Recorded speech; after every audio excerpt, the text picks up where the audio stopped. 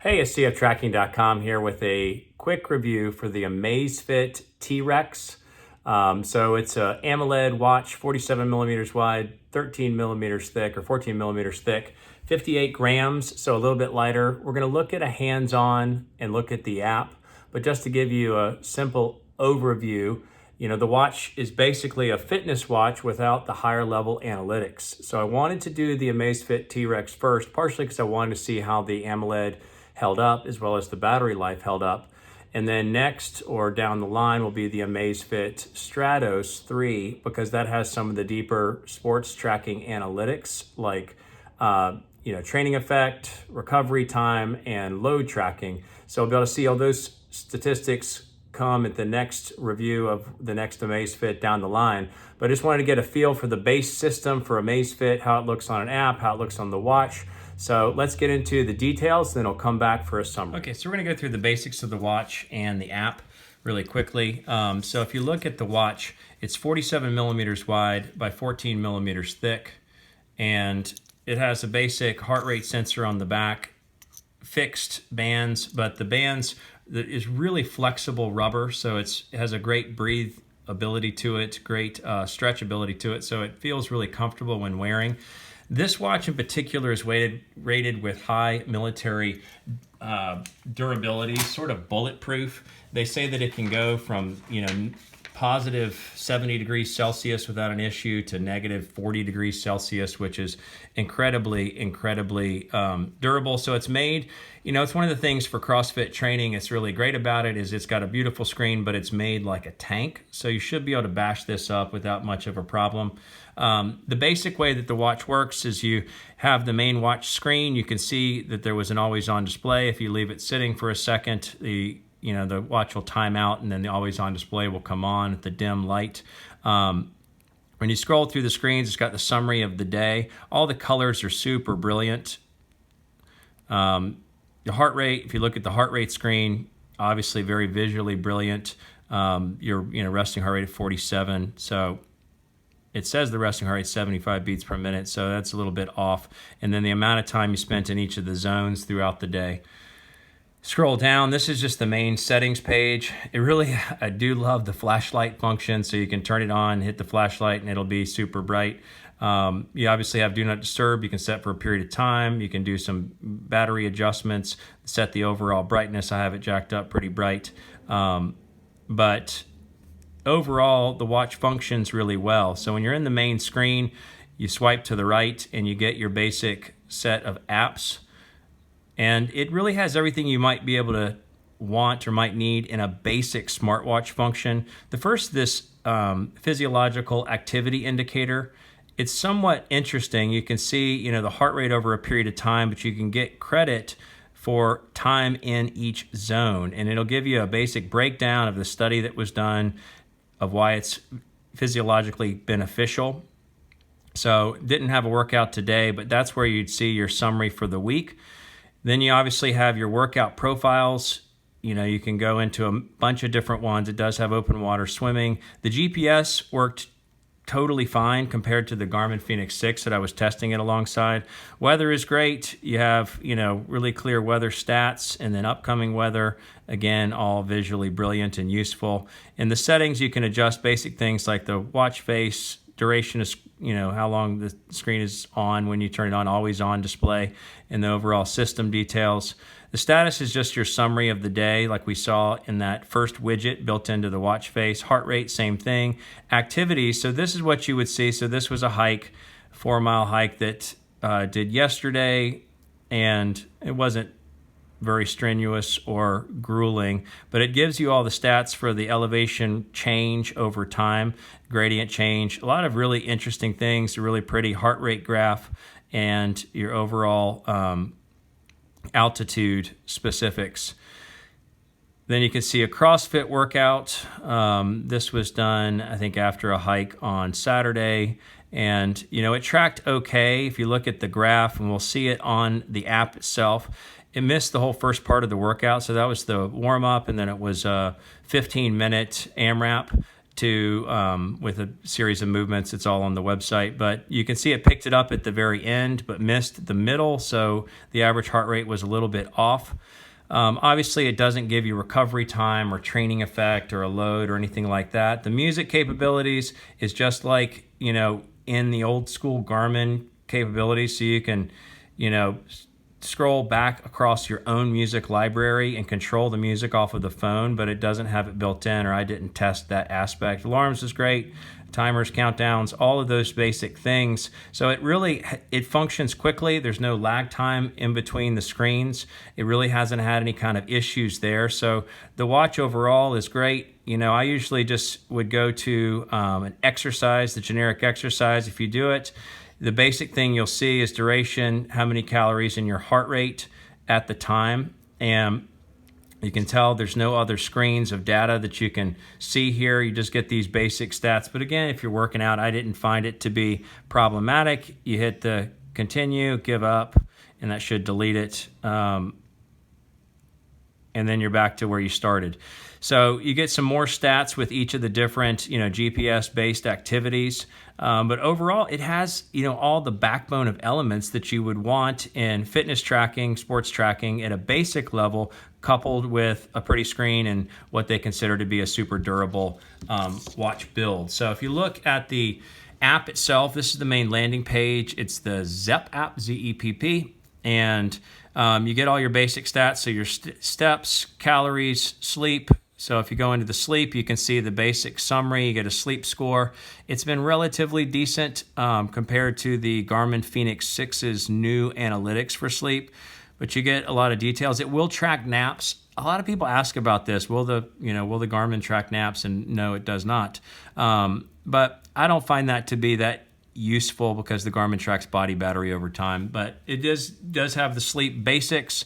You obviously have all the basic things like heart rate in the PAI, which will give you sort of a weekly goal for how you're working towards your points for the week based on keeping your heart in a higher heart rate zone. It'll give you a bunch of answers or summary, compares your age based on your fitness level. But that is the main sports fitness tracking aspect of it. Again, you see the sleep score down here.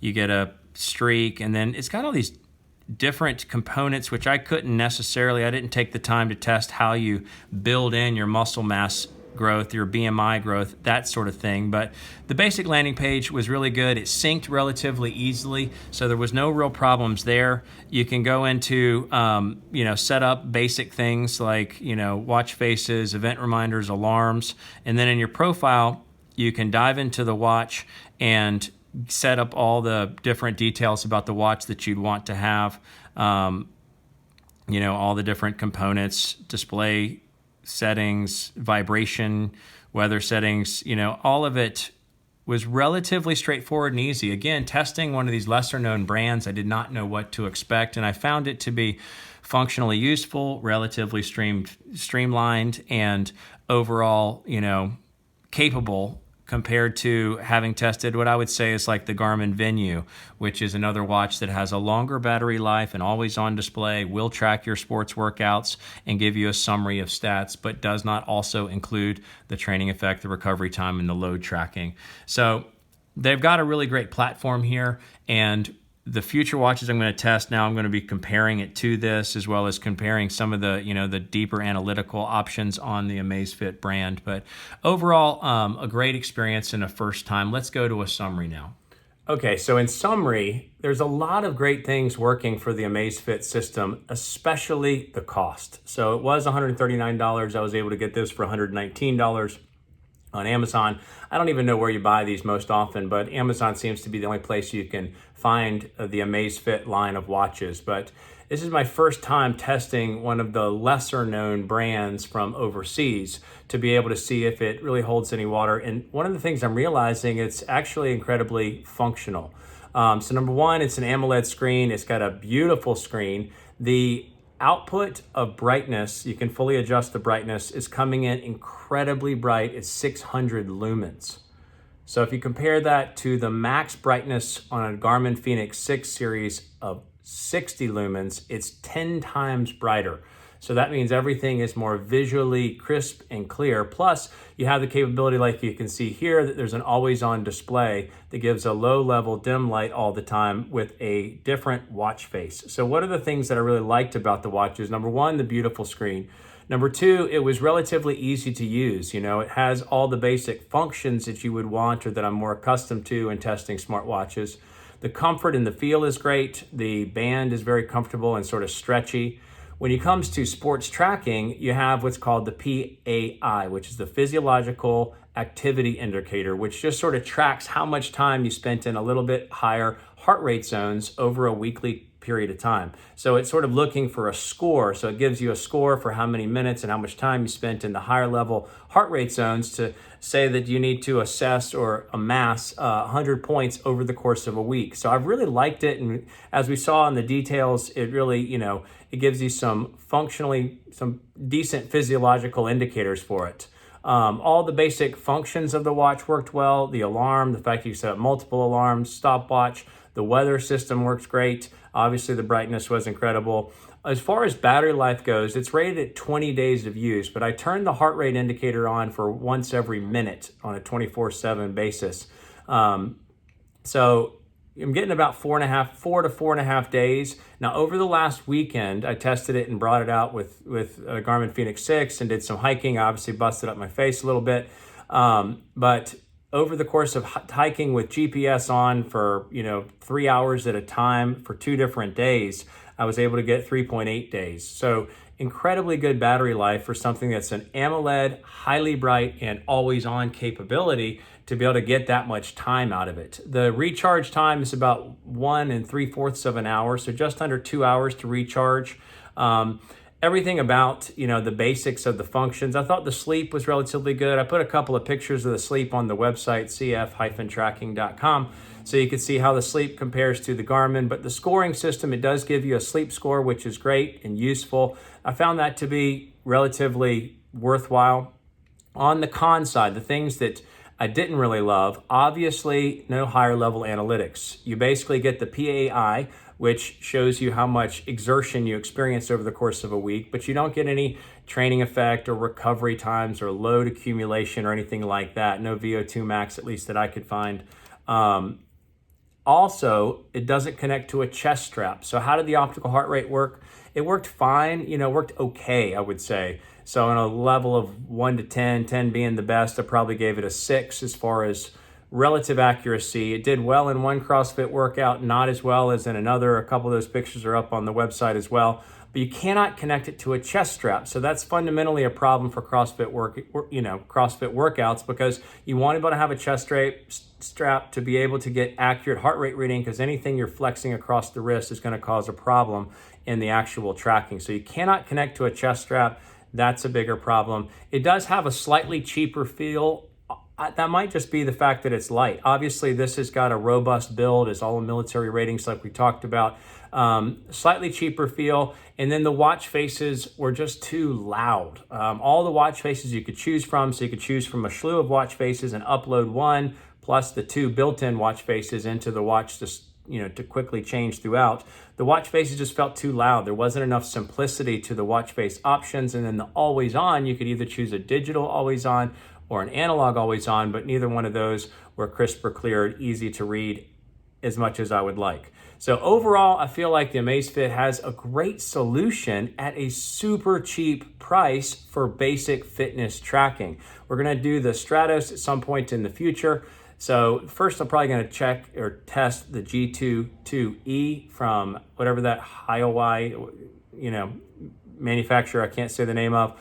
We do that test next, but Amazfit's got a really great solution for basic fitness, a sort of smartwatch capability with a beautiful screen at a very low price. Thanks so much for watching.